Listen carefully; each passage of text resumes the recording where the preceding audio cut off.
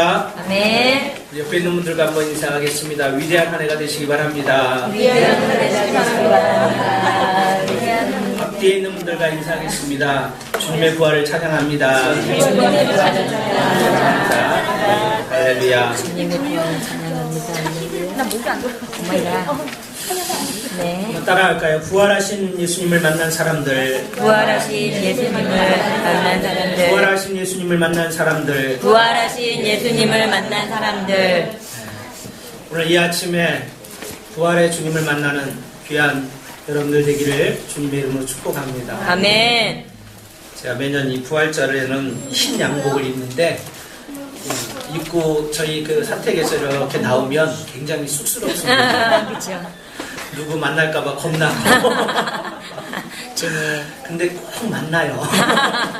이렇게 나오면 위층에 있는 분이 오늘도 이렇게 내려오면서 저를 이렇게 네, 저도 좀 민망하기도 하고 쑥스럽기도 하지만은 그래도 제가 좀 민망하긴 하지만 이 부활의 주님 기쁜 마음으로 또 부활절 그 주님 찬양하고 그 부활의 아침을 이 기쁨으로 우리가 함께 하기 위해서 좀 부끄럽기도 하고 좀 민망스럽기도 하고 뭐 앞에서 이렇게 또 찬양하니까 무슨 교주 같기도 하고 그래서 좀 여러 가지 죄송하기도 하고 하지만 예쁘게 보시기 바랍니다. 아멘. 네, 그래서 부활의 아침에는 이제 사실은 강단의 꽃들도 하얀색으로 주로 이제 부활의 색깔은 흰색이에요. 그래서 네. 제가 전에 우리 남전도의 분들한테 흰 넥타이도 다 사서 선물해서 줬는데 한 분도 안 하고 다녀. 오마이갓. 네, 그래서 어쨌든 이 아름다운 아침, 부활의 아침에 우리 주님을 찬양하고 경배합니다. 아멘. 오늘 본문은 우리 주님께서 이제 십자가에 처형 당하신 후에 제 3일째 되는 날 새벽 그 주님의 무덤 앞에서 일어난 일을 기록하고 있습니다. 오늘 본문은 이 새벽에 대해서 여러 가지 긴 수식어를 붙여서 설명하고 있습니다. 안식 후 첫날 일찍이 아직 어두웠을 때 이렇게 표현하고 있습니다. 우리 개혁 개정이 되기 전에 개혁 한글에는 안식 후 첫날 이른 아침 아직 어두울 때 이렇게 표현하고 있습니다. 그냥 좀 이른 새벽이 아니라 아직 어둠이 도망하지 못하고 아직 캄캄한 어둠이 이렇게 깔려있는 그런 어두운 새벽이라는 표현입니다.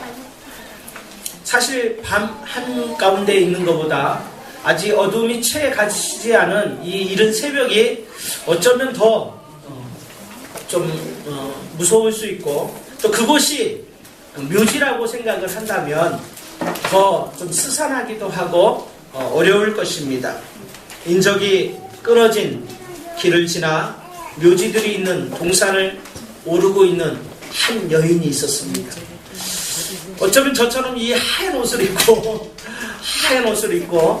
우리 그 장사 지낼 때 보통은 흰 옷들 많이 입잖아요.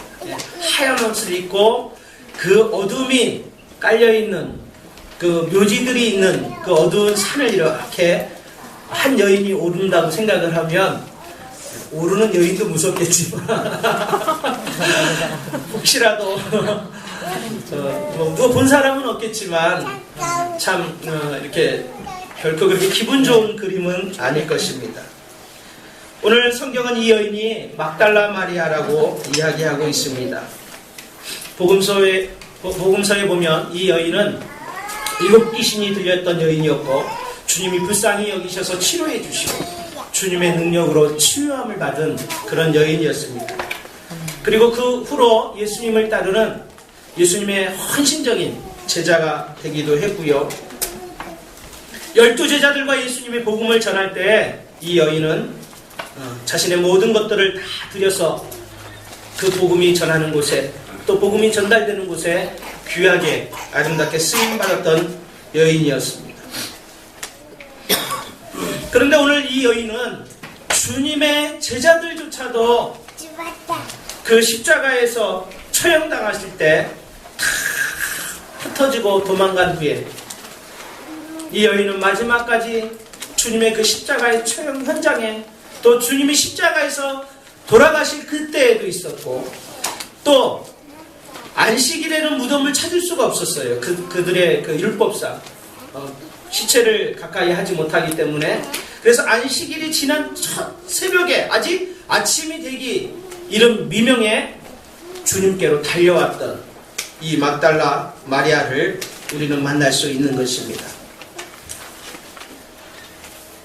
성경의 문맥으로 볼 때 이 여인 역시도 그리스도가 부활하셨다는 사실을 아직 생각을 하지는 못했던 것 같습니다. 마가복음에 보면 이 여인이 주님의 무덤을 찾았던 이유는 향품을 가지고 그 주님의 시체에 향품을 바르기 위해다, 이렇게 기록하고 있습니다. 그런데 막상 무덤에 가보니까 굳게 닫혀있고 봉인되어 있어야 될 이 무덤의 돌문들, 이스라엘의 무덤은 우리처럼 이렇게 봉을 올려서 무덤을 만들지 않고 인공 동굴이나 또 자연 동굴을 가지고 거기 시체를 안치시키고 앞에 이렇게 동그란 돌문을 막아 놓습니다. 근데 그 문이 열려 있는 것이에요. 그리고 누가 접근하지 못하고 봉인까지 했는데도 불구하고 그 문이 열려 있는 것입니다. 누군가에 의해서 돌문은 옮겨져 있었고, 또 들어가 보니까 예수님의 시신이 없는 것입니다. 그리고 이 여인은 너무 놀라서 그 소식을 또 전하기 위해서 베드로와 요한에게 달려가는 것이죠. 이 여인의 연락을 받은 두 제자가 급히 다른 박질에서 오늘 시신을 모셔둔 무덤에 이르게 됩니다. 처음에 이들은 이른 아침부터 와서 마리아가 무덤에 예수님의 시체가 없어졌다는 이야기를 듣고 믿지 않았어요. 그런데 오늘 그가 가서 보니까 8절에 보니까 그때야 무덤에 먼저 갔던 그 다른 제자들도 들어가 보고 믿더라. 부활을 믿었다는 것이 아니라 무덤 속에 주님의 시체가 없어졌다는 이 여인의 말을 믿었다는 것이죠. 그리고 이 여인의 말이 사실이라는 것이 입증되었습니다. 계절은 봄이었지만 해가 지면 모닥불을 지펴야 되는 때였고, 중동의 날씨는 새벽이 되면 추위를 느끼는 그런 날씨이기도 합니다. 또 더욱이 이 예수님의 무덤 주위에는 상엄한 경비가 펼치고 있을 수도 있습니다. 혹시라도 발각되면 이것들이 예수님의 시체를 감추어두고 저들이 말했던 것처럼 예수님이 부활했다고 이렇게 이단들이 되어서 그런 진리를 헛소문을 낸 이단자로 몰려서 어려움을 당할 수 있는 지경이었습니다. 시체도 없고 무덤에 있어봐야 별 소용이 없는 일이었습니다. 그래서 이들이 할 수 있는 일은 10절에 보니까 이에 두 제자가 자기들의 집으로 돌아가니라 하겠습니다. 그리고 저들이 제 집으로 돌아갔다는 무덤 앞에 달려왔던 제자들의 행동을 마무리하고 성경은 기록을 마무리합니다. 이 짧은 이야기 속에 저는 오늘 이 부활의 아침에 오늘 이 시대에 저와 여러분들이 분명히 깨달아야 될 참으로 귀한 보석과 같은 진리를 이 아침에 한번 들어보길 원합니다. 오늘 베드로와 요한, 이들은 주님과 같이 주님의 공생애를 함께했던 주님의 수제자고 주님이 가장 사랑했던 제자입니다. 그랬던 두 제자가 예수님을 발견하기 위해서 무덤까지 단숨에 달려왔습니다. 한 걸음으로 달려왔어요. 그런데 그들은 주님이 없음을 발견하고 아무런 미련 없이 그 자리를 떠났던 것입니다. 오늘도 수많은 사람들이 주님을 만나기 위해서 교회를 찾습니다. 여러분도 이 아침에 주님 만나기 위해서 주님의 몸된 교회를 찾기도 하고요. 수많은 사람들이 주님을 배우기 위해서 예배를 드리고 있습니다. 그리고 그렇게 그들이 분명히 만나야 될 그 주님을 때론 만나지 못하고 돌아갑니다. 예배를 드렸지만 그 예배 가운데 주님을 만나지 않고 돌아가는 일이 허다하다는 것입니다. 그런데 문제는 그렇게 내가 주님을 만나기 위해서 갈망하고 또 주님을 만나기 위해서 주님의 살아계심을 보기 위해서 주의 성전을 찾고 교회를 찾아 예배하지만 주님을 만나지 못하고 돌아갈 때 우리는 오늘 이 베드로와 요한처럼 아무런 미련 없이 가는 것입니다. 내가 주님을 만나지 못했다는 그런 사실에 조금도 미련이 없는 것입니다. 아무런 마음에 안타까움이나 부담이 없는 것입니다. 늘 그랬듯이 우리는 점심밥만 먹고 돌아가는 것입니다. 예배를 드리지만 아니 어쩌면 주님을 만나기 위한 그런 갈망조차도 어쩌면 우리는 없는 것이에요. 그저 억지로 남의 손에 이끌려서 이 자리에 나왔고 또 아니 어쩌면 그저 매주 습관적으로 내가 집사이기 때문에 내가 권사이기 때문에 내가 장로이기 때문에 목사 전도사이기 때문에 목사가 주일날 교회에 없는 것은 상상할 수 없는 거잖아요. 그래서 습관을 따라 예배를 드리러 교회를 찾지만 그 예배 시간을 통해서 주님을 만나지 못하는 그 주님을 만나지 못했다는 그 안타까운 마음이 어쩌면 우리에게는 없다는 것이. 주님을 만나지 못하고 돌아가도 전혀 우리의 마음속에는 어떤 안타까움이나 우리에 대한 진지한 고민이나 자기의 성찰이나 이런 마음들이 오늘 우리에게 없다는 것입니다. 주일을 보내고 나면 그저 그냥 조금 더 피곤하고 또 내일 월요일날 우리의 일들과 일과들을 생각하면서 우리는 그런 부담을 느끼면서도 하나님을 예배하고 하나님을 찬양하고 하나님을 경배하면서도 주님 앞에 나왔지만 그 주님을 만나지 못하고 돌아간다는 사실에 대해서 우리에게 눈물 흘림도 없고요, 안타까움도 없고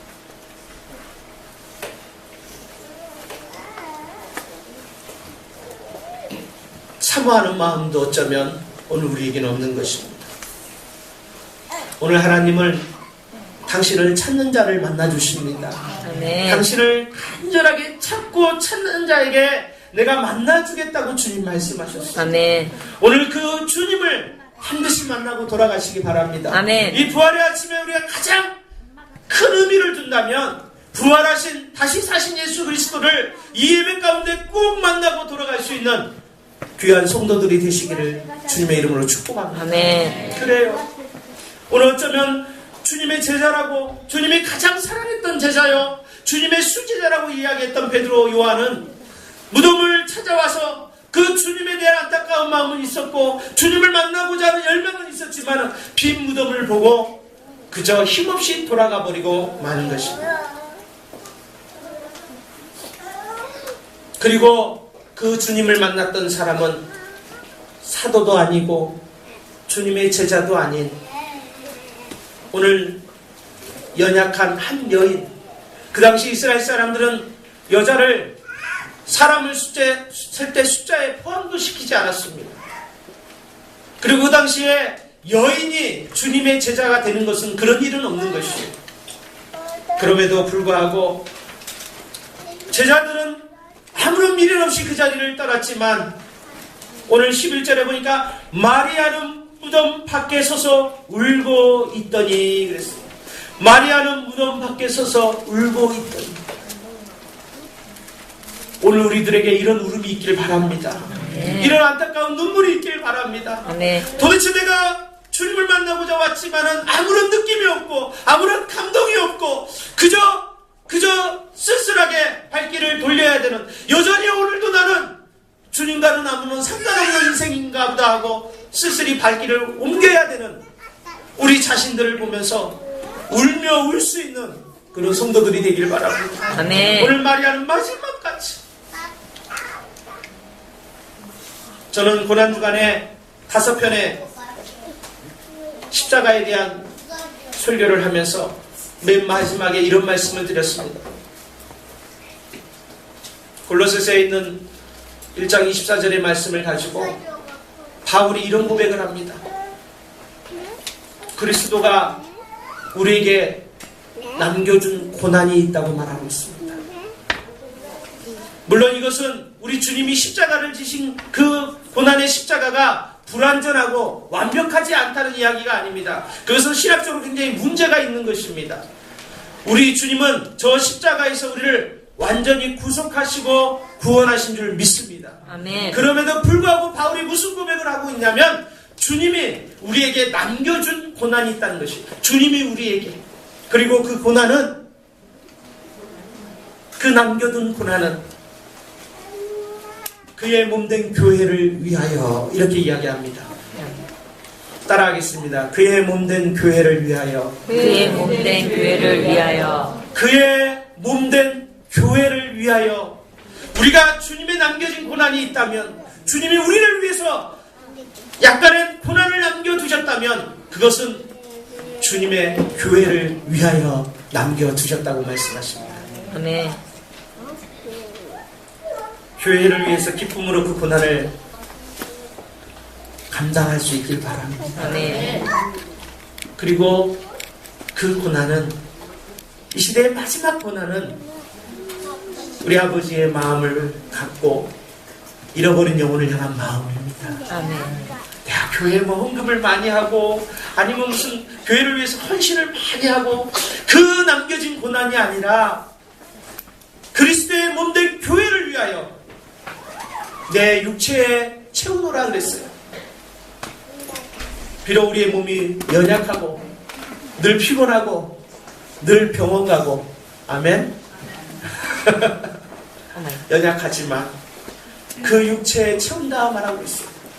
주님이 남겨진 그 고난, 그 눈물, 교회를 위해서 잃어버린 영혼들을 향해서 우리의 눈물이 흘려지고 우리의 고난을 채울 수 있는 아름다운 종들이 되시기를 주의 이름으로 축복합니다. 아멘. 이것이 당신을 찾고자 하는 사람들, 당신을 만나고자 하는 사람들, 그런 자들에게 하나님이 우리에게 주시는 귀한 은혜인 것을 믿으시기 바랍니다. 성경을 보십시오. 하나님은 언제나 그분을 찾고 찾는 자들, 그분을 간절히 찾으려고 하는 사람들을 하나님 만나주셨어요. 시편에 보면 시편 3장, 4장, 5장, 6장, 13장, 42장, 43장, 어디를 시편을 펴든지 시편 기자는 그 하나님을 향한 뜨거운 갈망이 있었어요. 하나님을 향한 뜨거운 만남의 소원이 있었어요. 그러나 뜨거운 그 갈망, 뜨거운 그 마음의 소원들을 하나님 만나주셨어요. 아멘. 찾고 찾는 자에게 우리 주님이 만나주셨습니다. 아멘. 오늘 저는 부활하신 우리 그 주님의 찬란하고 영광스러운 모습이 어쩌면 이 비천한 여인에게 가장 먼저 보여주신 것은 오늘 일평생 제자들의 가슴 속에, 일평생 제자들의 가슴 속에 이것은 남겨있는 것이에요. 그래서 저도 어느 때는 목회자 한 사람, 사역자 한 사람보다 성도가 참 귀하다, 그런 생각을 합니다. 성도 한 사람의 희생, 헌신, 교회 이렇게 부활절 준비하는 게 아무것도 아닌 것 같아도 성가는 게 얼마나 많은지 몰라요. 그저께 어저께 우리 청년들 또 간사님들이 밤새고 글씨 하나가 그냥 종이로 오릴 수 있지만은 두꺼운 스펀지로 해서 일일이 그거를 열선으로 오려가면서, 근데 내가 하라는 걸 안 했어.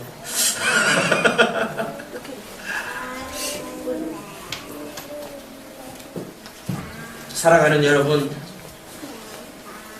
제자들 마음속에 그래도 자신들이 제자들인데, 주님이 가장 사랑했던 제자인데, 주님의 가장 수제자인데, 그 영광스러운 부활의 모습, 그 찬란한 주님의 영광을 그 사도들이 당연히 먼저 보고, 내가 만난 그리스도, 내가 만난 부활의 주님을 증거하는 사람이 사도들이어야 될 텐데, 오늘 연약한 한 여인이, 비천한 한 여인이 밖에서, 무덤 밖에서 차마 발길을 떠나지 못하고 발길을 옮기지 못하고 울며 우는 그 여인에게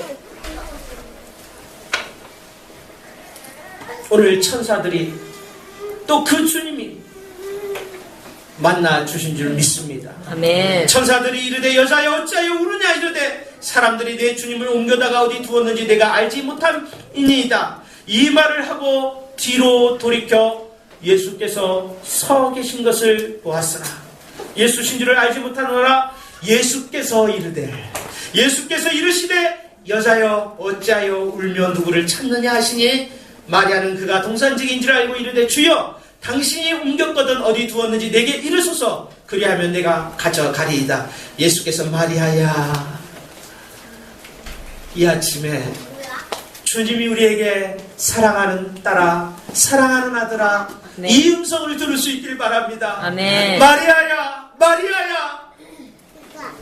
오늘 그 주님을 향한 뜨거운 열망, 주님을 향한 뜨거운 간절함 속에, 또 주님을 향한 그 눈물 속에 오늘 주님이 우리를 만나주시는 놀라운 은혜가 있길 바랍니다. 아멘. 사랑하는 아들아, 사랑하는 딸아, 아멘. 마리아야. 사도들이 아니라 이 비천하고 보잘것없는 한 여인에게 우리 주님은 영광스러운 부활의 전 모습을 그에게 보여주었던 것입니다.